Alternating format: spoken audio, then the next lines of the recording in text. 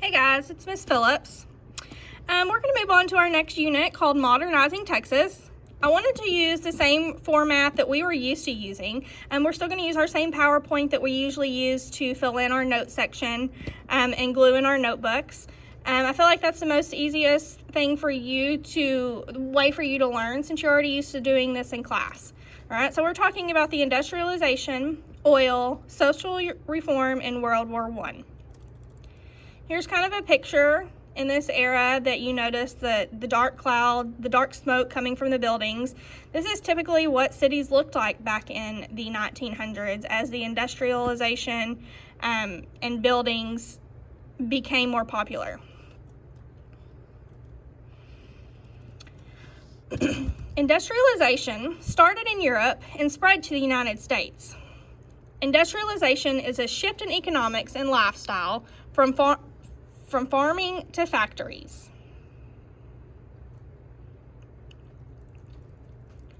One result of industrialization was that the population of cities expanded. People left farms to get jobs in factories. Cities became crowded with all of the new residents, and tenant houses, apartment buildings were built to house more people. Increases in population also led to increases in pollution and illness. More people means more pollution. Pollution came not only from factories, but from all of the homes in which people burned wood and coal for everything. For example, steam-powered factory machines, heating homes, and cooking food. Smoke poured from every building in the city. People working in close quarters in factories easily spread diseases to each other, just like the flu spreads through our school. And how convenient that it talks about that. We're right now dealing with COVID-19, and we see how that has affected our lives, our everyday lives. Back then, they didn't have, as much medicine and doctors around, so it's just little diseases spread through them. Okay, here's another good picture of a city in the industrial era where it just is super dark. You've got black smoke filling the skies. The urbanization of Texas resulted in an increase of jobs in the service-related fields. More opportunities for service industry jobs like cooks, servers, store clerks, and more became available in the cities. The population of Texas, especially the city of Austin, increased significantly in the 1900s. Inventors and inventions. Samuel Slater brings the water-powered factory to America from England. Eli Whitney, creator of the cotton gin, which we talked about in Unit 8 right before we let out for spring break, also developed the idea of the interchangeable parts. Interchangeable parts is a big step that leads to mass production in factories. John Deere, who we all have heard of, the John Deere tractor, invents the steel plow to help farmers prepare soil for planting. Cyrus McCormick invents the mechanical reaper to harvest crops. Right here, we have a picture of a Colt Navy model from the 1851-1861 years. The steam-powered tractor led to crops being produced in greater amounts, eventually supplying more than was demanded, causing a drop in prices. All right, moving on to the hurricane of 1900. This was in Galveston. Most of us have visited Galveston. It's only about 4 hours away from us. It's probably the closest beach we have to Elkhart. And so this kind of makes it more real for us, because if you haven't been there, you at least have heard about friends traveling there or seen pictures. The hurricane of 1900. Nature had a devastating impact on Texas during this era. In the year 1900, long before sophisticated weather prediction and observation technology, a massive hurricane snuck up on and devastated Galveston Island.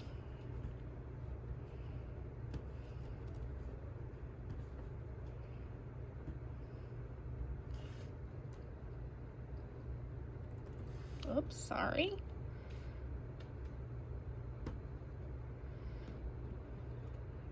To ever strike the United States. The Great Galveston Hurricane made landfall September 8th, 1900. The Category 4 storm killed an estimated 8,000 people, though some estimates go as high as 12,000. What made this storm so deadly? I'm Storm Chief Meteorologist Jason Myers, and even though this is the deadliest storm to ever hit the U.S., it certainly wasn't the biggest, and it wasn't the strongest. What made this storm so deadly is the technology of the day and disregarding the forecast. In 1900, the only way we knew about hurricanes in the ocean was from ships that had been at sea and weather reports telegraphed from islands in the Caribbean. In the weeks and days leading up to this hurricane, arriving ships had reported unsettled weather in the Atlantic.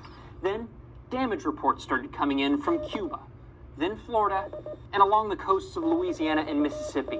A day before the storm made landfall, the U.S. Weather Bureau issued storm warnings from Pensacola, Florida, all the way to Galveston, Texas. Very few people took the warning seriously because most local meteorologists kept thinking the storm would make landfall elsewhere, contrary to what the Cuban meteorologists were saying.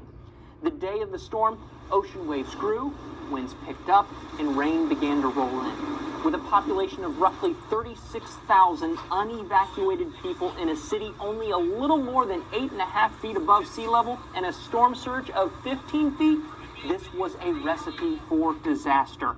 3,600 buildings were destroyed.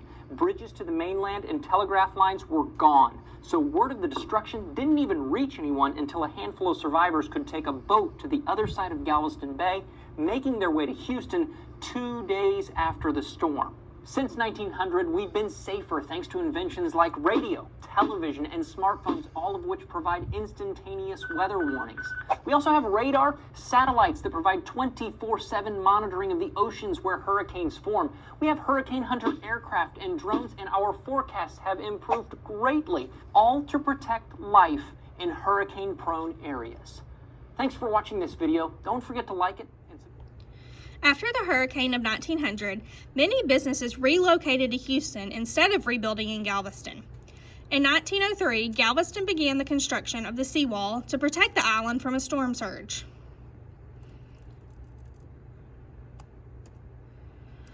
The oil boom. The first successful oil well in Texas was struck in 1901 at a place called Spindletop. The age of oil in Texas led to growth of urban areas.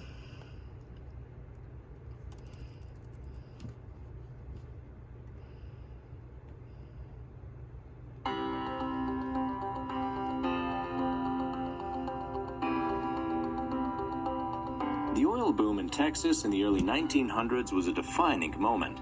It brought thousands of people to Texas in search of their own drilling operation. Populations grew, companies flourished, and Texas made its mark on the map.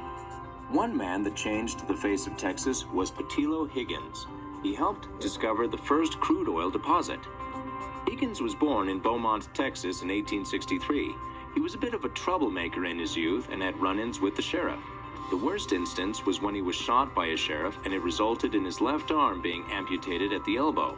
Higgins went to work at a logging camp but found that it wasn't the best environment for someone who was trying to turn their life around. He moved back to Beaumont and began establishing himself as a businessman. He opened a brick-making company and became interested in crude oil because that is what was used to power his kilns. Higgins traveled to Pennsylvania to study geology and the signs of the presence of crude oil underground. He heard geologists talking about how crude oil is often present where there is sulfur, and it reminded Higgins of a place called Sour Hill Mound back home, which was actually called Spindletop Hill and was known for its sulfuric smell. This gave Higgins an idea, and he headed back to Texas. He came in contact with a man named Anthony F. Lucas, who also believed that Spindletop Hill could have crude oil underneath. The men worked together to drill into the earth, having a hard time with the sandy soil, but they succeeded, and on January 10, 1901, crude oil came gushing out of the earth. Higgins was right. Petillo Higgins is considered the prophet of Spindletop. He went on to have a successful career and helped change Texas forever.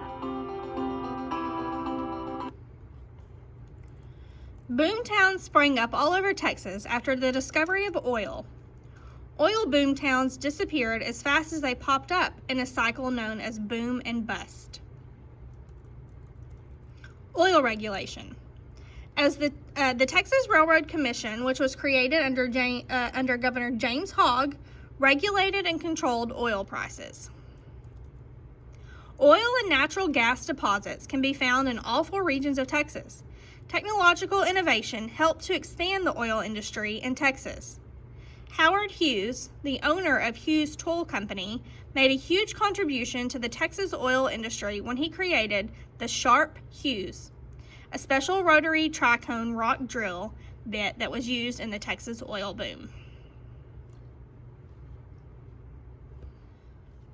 World War I begins. It began in 1914 in Sarajevo, Bosnia.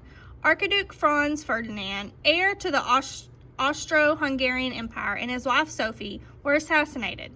They were killed by Serbians angry about territory that was taken. Austria-Hungary declares war on Serbia, and everyone jumps in and takes sides. Here's a map.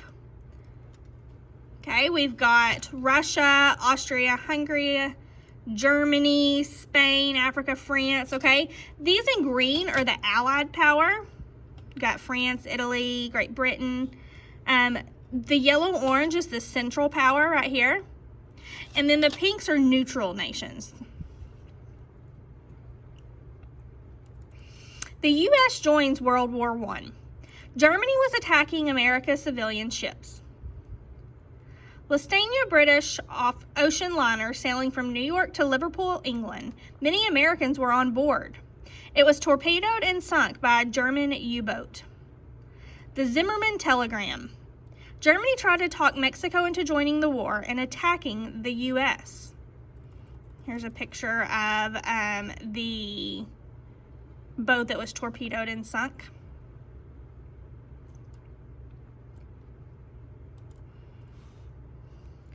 Texas during World War I. Camp Bowie was built in 1917 near Fort Worth. It was a training base for Army soldiers. Camp Bowie Road and Camp Bowie District are a neighborhood in Fort Worth today. Here's some pictures of some soldiers. Kelly Field was established in 1917 near San Antonio. Was a training base for pilots. Here's some pictures.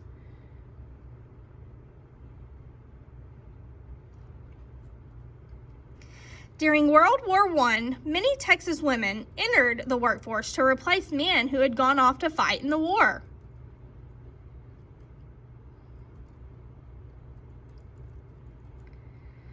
Social reform movements. The Prohibition. It lasted from 1920 to 1933, was outlawed the production, sale, and distribution of alcohol. Women's suffrage.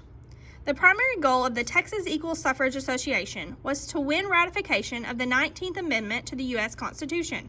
Women's suffrage, the 19th Amendment, was introduced in 1919. The suffrage movement sought to establish the right to vote for women in the United States. The Populist Movement.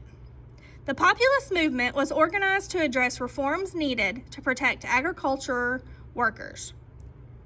Farmers were suffering from crop failures, falling prices, poor marketing, and the lack of loans. James Hogg became the governor of Texas with the support of populist groups like the Texas Farmers Union, Farmers Alliance, and the Grange. The League of the United Latin American Citizens. The goal of the League of the United Latin American Citizens was to support the rights of Spanish-speaking people. Here's their crest.